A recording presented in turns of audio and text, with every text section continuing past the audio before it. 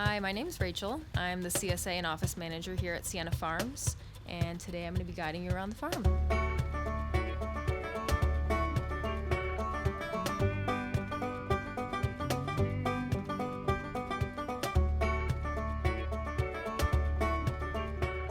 So we're growing 3 different types of kale right now. We have one really beautiful purple curly kale, which I've never had before till I came here.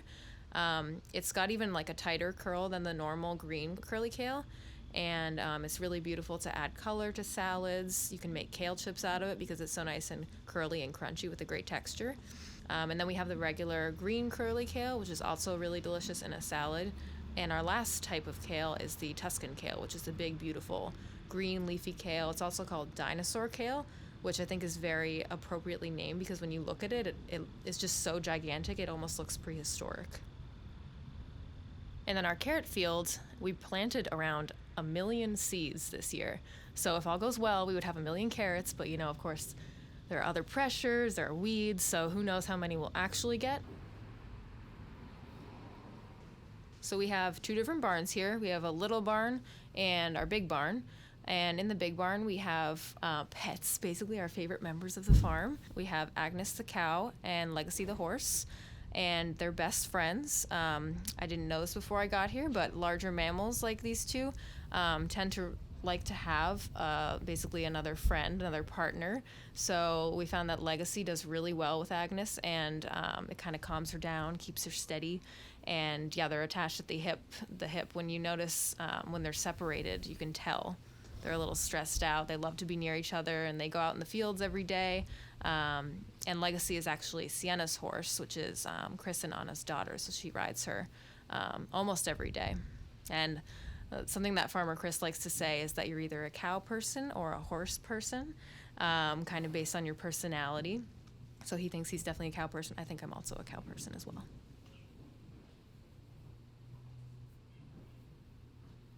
And our mushroom cave is really exciting. It's something we started maybe 2 years ago, and it's right under here, actually, right under the little barn. And basically, you open the doors and you're hit immediately with this overwhelming smell of mushrooms. And we grow 2 different types right now. We have shiitake and beautiful blue oyster mushrooms. And it's a stunning sight to see because you walk in and there are all these just little blocks where the mushrooms grow out of, and you just cut them off. It's as easy as that. But yeah, that's been something that's been really popular lately for people that love mushrooms. We have a mushroom lovers share. So you can get a nice big bag of mushrooms every week, cook them up. And yeah, it's something that's been really new for the farm, and something that's kind of niche and unique for us to offer.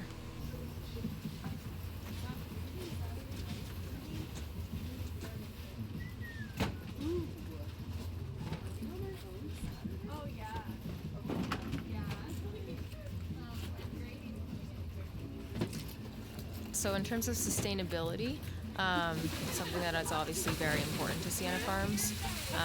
It's been a concrete part of the farm since it started. It's something that's really important to Chris to keep going, just for the health of the farm and the health of the people who are eating our food.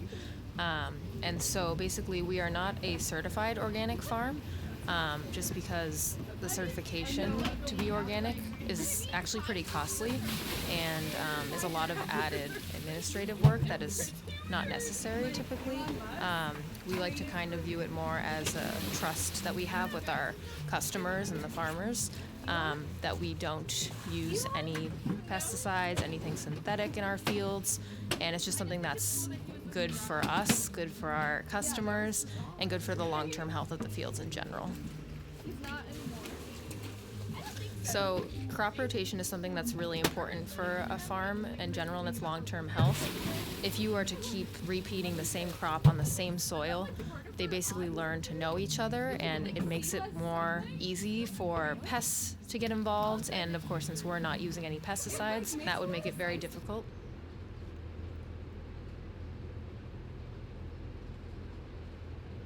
Yeah, so the greenhouses are really important for what we do here in order to keep up operations year-round. So basically, everything that we grow here, almost everything, starts out in the greenhouse.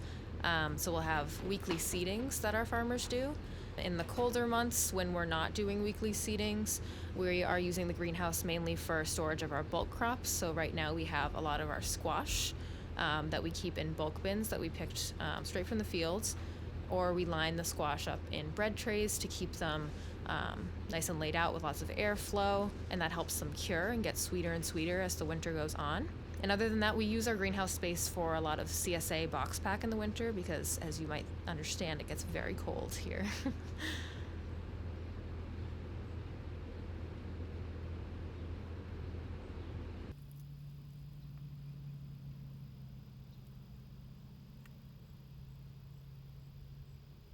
So yeah, our carrots are very unique in that they require a lot of hands-on work on them. Because they're actually our most valuable crop here, we grow the most of it, and it tends to be the most successful crop for us. We put a lot of care and attention into it. And so actually, this year we have a brand new implement that goes on the tractor that everyone's very excited about. It's called the finger weeder, and it's exactly what it sounds like.